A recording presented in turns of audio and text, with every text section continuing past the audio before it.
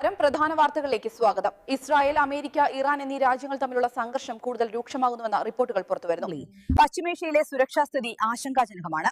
ഇസ്രായേലിനുള്ള പിന്തുണയുമായി അമേരിക്ക മുന്നോട്ടു പോകുമ്പോൾ ഇറാൻ ശക്തമായി തിരിച്ചടിക്കുന്നു. വിവിധ സൈനിക നീക്കങ്ങളെയും മുന്നറിയിപ്പുകളെയും തുടർന്ന് മേഖലയിൽ യുദ്ധസാധ്യത ഉയരുകയാണെന്ന് അന്താരാഷ്ട്ര വിലയിരുത്തൽ സൂചിപ്പിക്കുന്നു.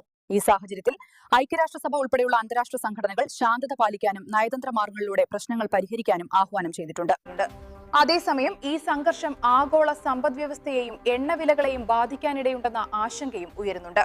ഇസ്രായേലും ഇറാനും തമ്മിലുള്ള സംഘർഷം ഇപ്പോൾ അടുത്ത ആക്രമണങ്ങളിലേക്ക് നീങ്ങുന്നു.